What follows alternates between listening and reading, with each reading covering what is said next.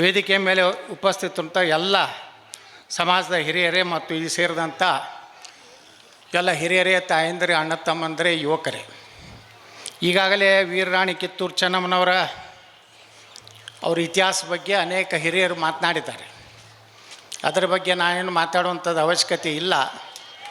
ಯಾಕಂದರೆ ವೀರರಾಣಿ ಕಿತ್ತೂರು ಚೆನ್ನಮ್ಮನವರು ಒಬ್ಬರೇ ಅಲ್ಲ, ಅವರು ಹಿಂದಿರುವಂಥ ಒಂದು 7 ಜನ ಎಲ್ಲ ಸಮುದಾಯದವರು. ನಮ್ಮ ಸಂಗಣ್ಣ ಕಡೆಯವ್ರು ಹೇಳಿದ್ರು, ಅಮಟೂರು ಬಾಳಪ್ಪನವರು, ಒಡ್ಡರೆ ಯಲ್ಲಣ್ಣ, ಸಂಗೊಳ್ಳಿ ರಾಯಣ್ಣವರು, ಅದೇ ರೀತಿ ಬಿಚ್ಚುಗತ್ತಿ ಬಸಪ್ಪ ನಾಯಕ ವಾಲ್ಮೀಕಿ ಸಮಾಜದವರು, ಬಾಳಾನಾಯಕ್ ಸೇವಲಲ್ಲೇ ನಮ್ಮ ಬಂಜಾರ ಸಮಾಜದವರು, ಅಂದರೆ ಎಲ್ಲ ಸಮಾಜಗಳನ್ನು ತಗೊಂಡು ಸಂಗೊಳ್ಳಿ ರಾಯಣ್ಣ ನೇತೃತ್ವದಾಗ, ಯಾಕಂದ್ರೆ ನಾನು ಮೊನ್ನೆ ಸಂಗೊಳ್ಳಿ ಇದರಾಗಿದ್ದೆ ನಂದಗಡದಲ್ಲಿ. ಸಂಗೊಳ್ಳಿ ರಾಯಣ್ಣವ್ರ ಜೊತೆಗೆ 7 ಮಂದಿ ಫಾಸಿ ಕೊಡ್ತಾರೆ ಬ್ರಿಟಿಷರು. ಸಂಗೊಳ್ಳಿ ರಾಯಣ್ಣ ಎಷ್ಟು ವಿಶ್ವಾಸಕರಿದ್ದರು, ರಾಣಿ ಚೆನ್ನಮ್ಮನ ತಾಯಿ ಮಗನ ಸಂಬಂಧ ಇಟ್ಕೊಂಡು ಇವತ್ತು ಎಲ್ಲ ಸಮುದಾಯಗಳಿಗೆ ನಾವು ಅವರೆಲ್ಲರ ವಿಶ್ವಾಸ ತೊಗೊಂಡು ಹೋಗುವಂಥ ಸಮುದಾಯ ಅದು ಪಂಚಮಸಾಲಿ ಸಮುದಾಯ ಅನ್ನೋವಂಥ ಮಾತನ್ನು ಹೇಳಲಿಕ್ಕೆ ಬಯಸ್ತಾ ಇದ್ದೇನೆ. ನಾವೆಂದೂ ಭೇದ ಭಾವ ಮಾಡಿಲ್ಲ, ಮಾಡೋದು ಇಲ್ಲ. ಇನ್ನು ನಮ್ಮ ಸಮುದಾಯಕ್ಕೂ ನ್ಯಾಯ ಸಿಗಬೇಕು, ನಮ್ಮ ಸಮುದಾಯದ ಬಡ ಮಕ್ಕಳಿಗೆ ಏನು ಮೀಸಲಾತಿ ಸೌಲಭ್ಯ ಸಿಗಬೇಕಂಥೇಳಿ ಮತ್ತೊಂದು ಸಮುದಾಯದ ಮೀಸಲಾತಿಯನ್ನು ಕಸಗುವಂಥ ವಿಚಾರನೂ ಸಹ ಎಂದೂ ಮಾಡಿಲ್ಲ. ಇವತ್ತು ಹಾಲಮತ ಸಮಾಜ ಇವತ್ತು 2A ದಲ್ಲಿದೆ. 104 ಸಮುದಾಯಗಳು ಇವತ್ತು 2Aಯಲ್ಲಿದೆ. ಗಾಣಿಗ ಸಮಾಜ ಇದೆ, ಎಲ್ಲ ಸಮಾಜ ಅದ. ಅವ್ರಿಗೂ ಯಾವುದೂ ತೊಂದರೆ ಆಗಬಾರ್ದು. ಅದೇ ರೀತಿ ಹಾಲಮತ ಸಮಾಜದ ಭವಿಷ್ಯದಲ್ಲಿ ಅವರು ಮೇಲ್ಗಡೆ ಹೋದರೆ, ಮೇಲ್ದರ್ಜೆಗೆ ಎಷ್ಟಿಗೆ ಹೋದರೆ ಖಾಲಿ ಆದರೂ ನೋಡೋಣ ಅಂತ ಬಿಟ್ಟಿದ್ವಿ ನಾವು. ಆದರೆ ಇವೆಲ್ಲ ರಾಜಕಾರಣ ನೋಡಿದ್ರೆ ಯಾರಿಗೂ ಧೈರ್ಯ ಇಲ್ಲ. ನಮ್ಮ ಸಂಗಣ್ಣ ಕರಡಿಯವ್ರು ಹೇಳಿದ್ರೆ ಇವತ್ತು ನಾವು OBC ಒಳಗೆ ಸೇರಬೇಕಾಗಿತ್ತು. ನೋಡ್ರಿ, ದೇವೇಗೌಡರು ಯಾಕೆ ದೇವೇಗೌಡರನ್ನ ನೆನೆಸ್ತಾರೆ? ಒಕ್ಕಲಿಗ ಸಮಾಜ ಅವ್ರು ಪ್ರಧಾನಮಂತ್ರಿ ಇದ್ದಾಗ ಸಮಾಜವನ್ನು OBC ಒಳಗೆ ಸೇರಿಸಿಬಿಟ್ರು. ಇವು ನಮ್ಮ ಬರೇ ನಾಟಕ ಕಂಪ್ನಿ. ತಮ್ಮ ಕುರ್ಚಿಗೆ ಆತಂಕ ಬಂದಾಗ ಲಿಂಗಾಯತರು OBC ಸೇರಿಸ್ತೀನಿ ಅಂತ ಕ್ಯಾಬಿನೆಟ್ ಹಾಕಿ ಇವತ್ತು ಸಂಜೆ ಮುಂದೆ ಸೇರಿಸಿದ್ರು. ಎಲ್ಲ ಸ್ವಾಮಿಗಳು ಫೋನ್ ಮಾಡಿ ಹೇಳಿದ್ರು ಮಠಾಧೀಶರಿಗೆ, ಲಿಂಗಾಯತ ಮಠಾಧೀಶರಿಗೆ, ನಾಳೆ ಮುಂಜಾನೆ ನಾ ಕ್ಯಾಬಿನೆಟ್ನಾಗ ಇಟ್ಟೀನಿ, OBCಗೆ ಕೇಂದ್ರ ಸರ್ಕಾರಕ್ಕೆ ರಿಕಮೆಂಡ್ ಮಾಡ್ತೀನಿ, ನೀವೆಲ್ಲ ಪಟಾಕ್ಷಿ ಹಾರಿಸ್ರಿ, ಬೆಂಗಳೂರಿಗೆ ಬರ್ರಿ, ನನಗೆ ಹಾರ ಹಾಕ್ರಿ ಅಂತ ಒಬ್ಬ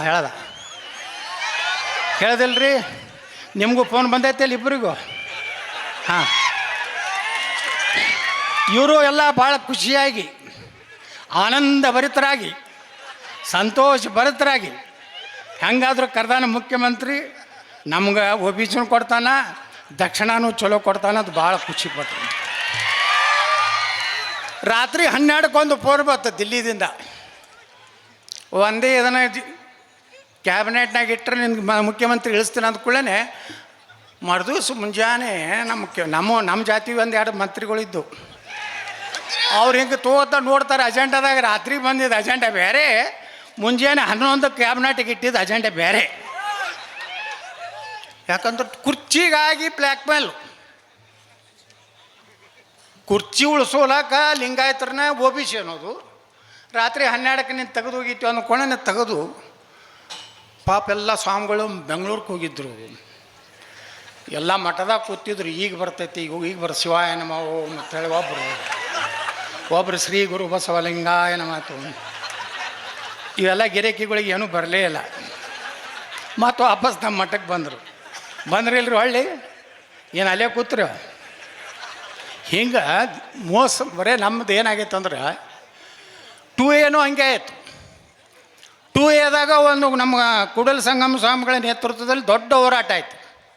ಅದನ್ನು ಬಗ್ಗ ಬಡಿಬೇಕು, ಅದನ್ನು ಮುಗಿಸ್ಬೇಕು. ಅವ್ರಿಗೂ ರಗಡ ಡಿಮಾಂಡ್ ಬಂದಿತ್ತು ಅವಾಗ. 10 ಕೋಟಿ ಕೊಡ್ತೀವಿ, ಹೆಂಗೆ ಅಲ್ಲಿ ಹರಿಹರ ಕೋಟಿಗೆ ಹೊಡೆದಾಡ್ಲಕತ್ತಾವಲ್ಲ ಅವು. ಎಷ್ಟು 27 ಕೋಟಿ ರೂಪಾಯಿ ಅದಕ್ಕೆ ನಮ್ಮ ಬೊಮ್ಮಾಯಿ ಯಡಿಯೂರಪ್ಪ ಎಷ್ಟು ಕೊಟ್ಟಾರ್ರಿ 15 ಕೋಟಿನ 10 ಕೋಟಿ ಎಲ್ಲ ಹೊಡೆದು ಬೆಣ್ಣೆ ತಿಂದು ನೀ ತುಡುಗತ್ತಾರ. ನಾವಾಗ ಹೇಳಿದೆ ಇವು ಎರಡು ಟ್ರಸ್ಟ್ನವರು ಇವ್ರಿಗೆ ಸಮಾಜ ಸಲುವಾಗಿ ಯಾವ ಹೋರಾಟಕ್ಕೆ ಬಂದ್ರೇನ್ರಿ ಯಾವ್ದಾರು ಈ ನಿಮ್ಮ ಕೂಡಲ ಸಂಗಮದ ಸಮಾಜದವ್ರು ಯಾರು ಬಂದ್ರ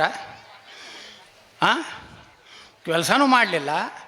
IPL ಟಿಕೆಟ್ ಬಿಡೋದ್ರು ಅಟ್ಟೆ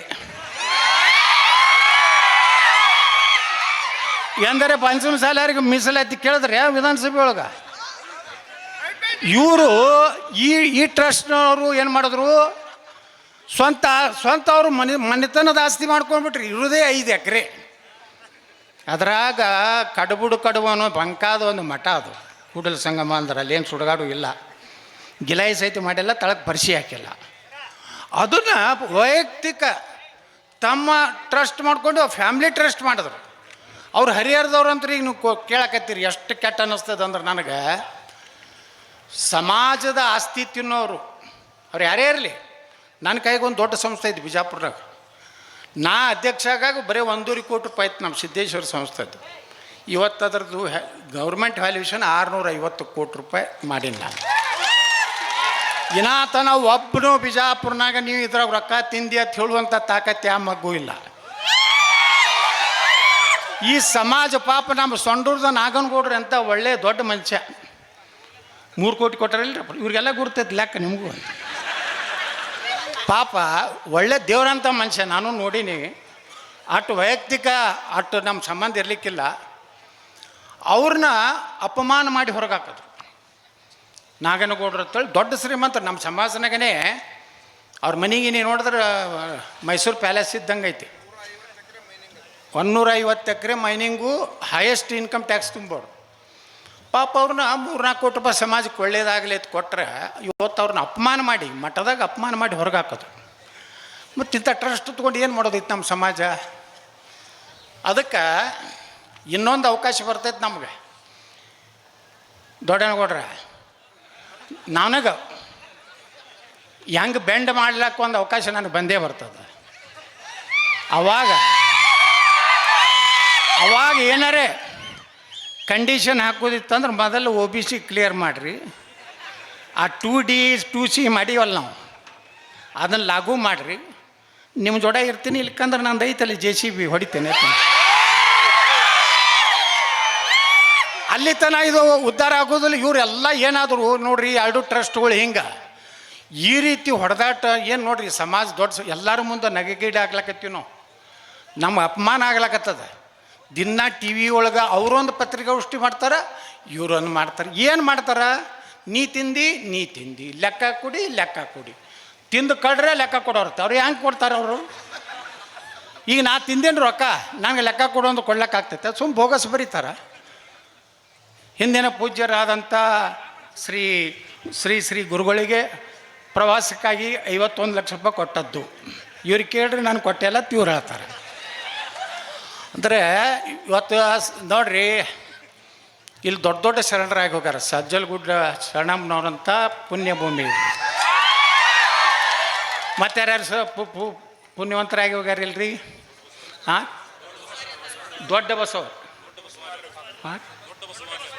ದೊಡ್ಡ ಬಸವಾರ್ಯರು ಎಂಥ ಒಂದು ಶರಣರು ಇಲ್ಲಿ ಆದಂಥ ಭೂಮಿಯೊಳಗೆ ಇವತ್ತು ವೀರರಾಣಿ ಕಿತ್ತೂರು ಚೆನ್ನಮ್ಮನ ಮೂರ್ತಿ ಪ್ರತಿಷ್ಠಾಪನೆ ಮಾಡಿದ್ದೀರಿ.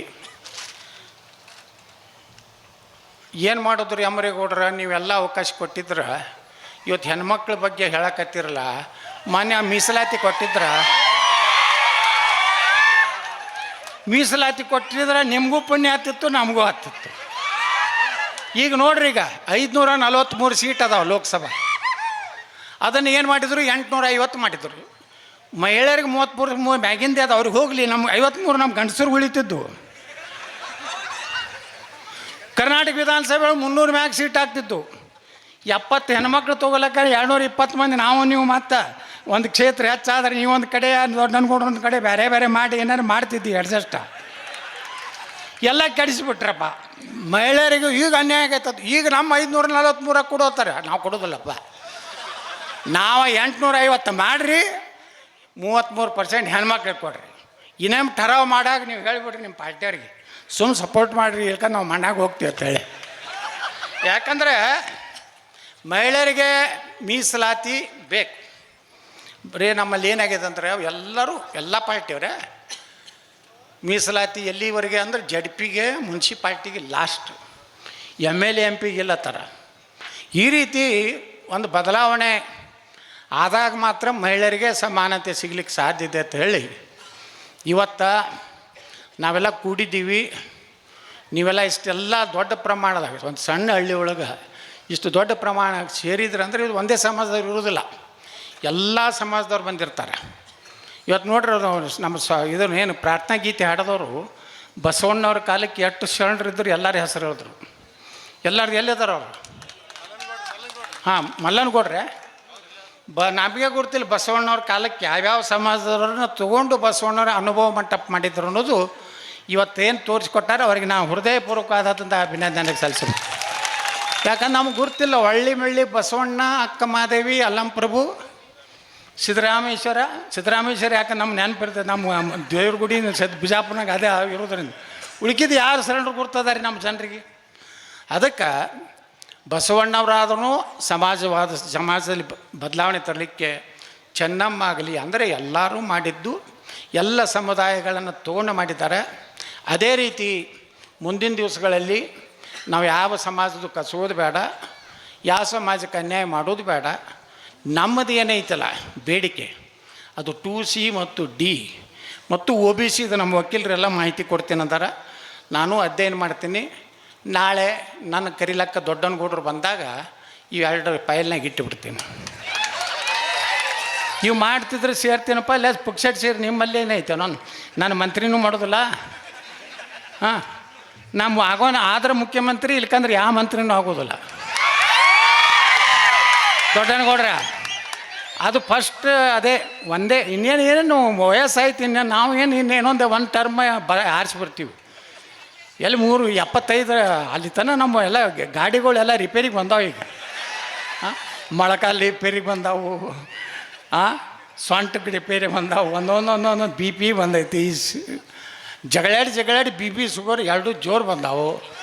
ಹೀಗಾಗಿ ಎಲ್ಲರೂ ಕೂಡಿ ಒಳ್ಳೆ ಕೆಲಸ ಮಾಡೋರು. ಎಲ್ಲ ಪಕ್ಷದವ್ರು ಇಲ್ಲಿ ಅದಾರ, ಎಲ್ಲರೂ ಒಳ್ಳೆಯವರು ಅದಾರ, ಯಾರೂ ಅಂಥವ್ರು ಇಂಥವ್ರಿಲ್ಲ. ಎಲ್ಲರೂ ನಿಮ್ಮ ಜಿಲ್ಲಾದಾಗ ಎಲ್ಲ ಬಂಗಾರಗಳು ಇಲ್ಲೇ ಇದಾವ ಅಂತ ನನಗೆ ಅನ್ನಿಸ್ತದೆ. ಅದಕ್ಕೆ ಎಲ್ಲರ ಮ್ಯಾಗೂ ಗಮನ ಇರಲಿ. ಯಾಕಂದರೆ ನಾವೆಲ್ಲರೂ ಕೂಡಿ ಒಂದು ರಾಜ್ಯದಾಗ ಒಳ್ಳೆಯ ಜನ ಬರಬೇಕು. ಈಗ ಅಂಬರೇಗೌಡರು, ಬೈಯಪ್ಪರವ್ರು ನಾವು ಮಾತಾಡ್ಕೊತ ಬಂದೀವಿ. ಏನು ಎಟ್ಟರೆ ಮುಖ್ಯಮಂತ್ರಿಗಳು ಇವ್ರು ಆದ ಕೂಡಲೇ ಬರೀ ತಿನ್ನೋದೇ ಮಾಡ್ತಾವಲ್ಲ, ನೀರಾವರಿ ಮಾಡೋದಿಲ್ಲ, ರೈತರ ಕಷ್ಟ ಕೇಳೋದಿಲ್ಲ. ಮತ್ತು ಇಲೆಕ್ಷನ್ದಾಗ ಮಾತ್ರ ಎಲ್ಲರೂ ಹೇಳ್ತಾರೆ ನಾ ಬಂದರೆ ಸಂಪೂರ್ಣ ನೀರಾವರಿ ಮಾಡ್ತೀನಿ, ರಕ್ತದಿಂದ ಬರೆದು ಕೊಡ್ತೀನಿ, ಕಾಗದದಿಂದ ಬರೆದು ಕೊಡ್ತೀನಿ. ಯಾವ ಮಗ್ಗ ರಕ್ತ ಬೇಕಾಗೈತೆ ರೀ? ಸುಮ್ಮನೆ ನೀರು ಸಾಲ ತೆಗೀರಿ, ನೀರಾವರಿ ಮಾಡಿದ್ಬಿಟ್ಟು ನಾನು ಮುಖ್ಯಮಂತ್ರಿ ಆದರೆ 24 ತಾಸಿನಲ್ಲಿ ರಕ್ತ ಬರೆದು ಕೊಡ್ತೀನಿ, ನೀರಾವರಿ ಮಾಡ್ತೀನಿ. ನಾನು ಮುಖ್ಯಮಂತ್ರಿ ಆದರೆ ಪಂಚಮಸಾಲಿ ಸಮಾಜಕ್ಕೆ 2A ಮಾಡೇ ತೀರ್ತೀನಿ, ರಕ್ತದಿಂದ ಬರೆದು ಕೊಡ್ತೀನಿ. ಎಟ್ಟರ ರಕ್ತ ಐತೆ ಅದು ಮೈಯಾಗದು. ಹೀಗಾಗಿ ಏನಾಗಿದೆ ಅಂತಾರೆ, ಪ್ರಾಮಾಣಿಕತೆ ಇವತ್ತು ಉಳಿದಿಲ್ಲ. ಇದು ನೋಡ್ಲಕ್ಕತ್ತಾರೆ ಎಲ್ಲರೂ, ಇವರು ಬೇಡ, ಇವರು ಬೇಡ, ಇವರು ಬೇಡ. 4ನೇದೊಂದು ನೋಡು ನಾನು ಲೆಕ್ಕಕ್ಕೆ ಬರ್ಲಾಕತ್ತಾರ. ಅಟ್ರಾಗೆ ದೊಡ್ಡನಗೌಡರು ಹುಷಾರಾದರೆ ಬೇಯಿಸಿ ನಾಳೆ ತಮಿಳ್ನಾಡಿನಾಗ ವಿಜಯನಗರ ನಾನು ಹಾಕೊಂಡಿರ್ತೀನಿ. 3ನೇ ಸ್ಥಾನದಲ್ಲಿ BJP ಕರ್ನಾಟಕದಲ್ಲಿ ಡ್ಯಾಂಡ್ ಹೊಡಿತಾರೆ. ಸುಮ್ಮನೆ ಯಾರಿಗಾರ ನಾವು ಮನೆಗೆ ಹೋಗೋರಿಗೆಲ್ಲ ಸಂಭ್ರಮೋತ್ಸವ ಅಭಿಮಾನೋತ್ಸವ ಮಾಡ್ಕೊತ ಕೂತೀರಿ. ಅದೇನು ಲಾಗೂ ಆಗೋದಿಲ್ಲ, ಯಾರಿಗೆ ಕೇಳೋದಿಲ್ಲ. ನೀವೇನಾರ ಪ್ರಾಮಾಣಿಕ ಜನ ಅದಾರ, ಎಲ್ಲ ಪಾರ್ಟಿಗೂ ಅದಾರ, ಪ್ರಾಮಾಣಿಕರು ಅದಾರ, ಪಾಪ ಕೆಲಸ ಮಾಡೋದವ್ರು ಅದಾರ, ಅಲ್ಲಿದಿಂದ ಹಳ್ಳಿ ಅಡ್ಡಾಡೋದವ್ರು ಅದಾರ. ಅವ್ರನ್ನೆಲ್ಲ ಬಿಡ್ತೀರಿ, ಯಾವಕ್ರಿ ರೊಕ್ಕ ತೊಗೊಂಡು ಟಿಕೆಟ್ ಕೊಡ್ತೀರಿ, ಏನು ಮಾಡೋದು ನಿಮ್ಮ ಹಣೆ ಬರ. ಹೀಗಾಗಿ ಏನಾಗೈತೆ ಅಂದ್ರೆ ವ್ಯವಸ್ಥೆ ಬಗ್ಗೆ ಎಲ್ಲರೂ ನಾರಾಜ್ ಅದಾರ. ಪ್ರಾಮಾಣಿಕ ರಾಜಕಾರಣಿಗಳು ಎಲ್ಲರೂ ನಾರಾಜ್ ಅದ ಗುರುಗಳ. ಯಾರೂ ಏನ್ರಿ ಬರೀ ಆರಿಸಿ ಬರೋದು, ರೊಕ್ಕ ಕೊಟ್ಟು ಆರಿಸಿ ಬರೋದು, ರೊಕ್ಕ ತಿನ್ನೋದು, ಎರಡೇ ಕಾರ್ಯಕ್ರಮ ಆಗ್ಯಾವ. ಮೊದಲು ನಿಮಗೆ ಕೊಡೋದು, ಮುಂದೆ ನಾವು ತಿನ್ನೋದು. ಮೊನ್ನೆ ನಾ ಬಾಗಲಕೋಟೆಗೆ ಹೋಗಿದ್ದೆ, ಏನು ಮಾಡೋದು, ಎಲ್ಲ ಭಾಷಣ ನಂದೇ ಹೆಚ್ಚು ಕೇಳಿದ್ರು. ಏನು ಲಾಸ್ ಆಯ್ತಪ್ಪ ಅಂದ್ರೆ ಈಗ ಅವರಿಗೆ 100 ಕೋಟಿ ರೂಪಾಯಿ ಇನ್ವೆಸ್ಟ್ಮೆಂಟ್ ಮಾಡ್ಬೇಕಾಯ್ತು ಬಾಗಲಕೋಟ್ನಾಗ. ನಾವು ಹೋಗಿದ್ದಕ್ಕೆ 100 ಕೋಟಿ ಇಲ್ಕಂದ್ರೆ 10 ಕೋಟಿ ಕಡೆಯೋಕ್ಕಾಗ್ತಿತ್ತು ದೊಡ್ಡಂಗೌಡ್ರ. 5 ದಿವಸ ಕೂತರು ಮುಖ್ಯಮಂತ್ರಿಗಳು ಭಾಷಣ ಕೇಳಿದ್ರು. ನಮಗೇನು ಅವರು ರೇಟೇ ಚಲೋ ಬತ್ತು. ಲಿಂಗಾಯತರಿಗೆ 10,000 ರೂಪಾಯಿ ನೋಡಿ. ಲಿಂಗಾಯತರ ಡಿಮ್ಯಾಂಡ್ ಏಟಾಯ್ತು ಬಾಗಲಕೋಟ್ನಾಗ 10,000 ರೂಪಾಯಿ ರೀ. ಪಾಪ ಹಾಲು ಮತ್ತೋದ್ರಿಗೆ 5,000 ಆತ. ಅವ್ರ ಬಂಧುಗಳದಾರಲ್ಲಿ ಕೇವಲ 1,000 ರೂಪಾಯಿ ಆತ. ಕ್ಯಾರೆ ಅಮ್ಕೋ 1000 ಲಿಂಗಾಯತ್ಕೋ 10,000 ಕ್ಯಾರೆ ಏತಂದ್ರೆ. ಅದಕ್ಕೆ ನಾ ಹೇಳಿದೆ, ನಾ ಎಲ್ಲಿ ಪ್ರಚಾರಕ್ಕೆ ಹೋದೆ ಅಂದ್ರೆ ಅವ್ರೇನು ತುಡುಗು ಮಾಡಿ ಇಟ್ಟಿರ್ತಾರೆ ರೊಕ್ಕ ಎಲ್ಲ ಹೊರಗೆ ಬರ್ತದೆ.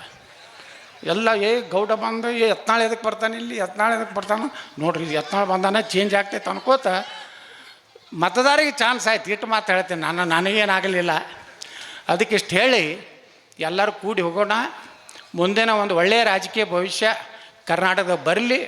ನಿಮ್ಮ ಉದ್ಧಾರ ಆದ್ರೆ ಸಾಕು, ನಮ್ಮ ಉದ್ಧಾರಕ್ಕಾಗಿ ರಾಜಕಾರಣ ಮಾಡೋದು ಬೇಡ ಅನ್ನೋಂಥ ಮಾತೇಳಿ ವೀರರಾಣಿ ಕಿತ್ತೂರು ಚೆನ್ನಮ್ಮನವರಿಗೆ, ಸಂಗೊಳ್ಳಿ ರಾಯಣ್ಣವ್ರಿಗೆ, ಬಾಬಾ ಸಾಹೇಬ್ ಅಂಬೇಡ್ಕರ್ ಅವ್ರಿಗೆ, ಅವರೆಲ್ಲರಿಗೂ ನನ್ನ ಗೌರವವನ್ನು ಸಲ್ಲಿಸಿ ನಾನು 2 ಮಾತು ಮುಗಿಸ್ತೀನಿ. ಜೈ ಹಿಂದ್, ಜೈ ಕರ್ನಾಟಕ.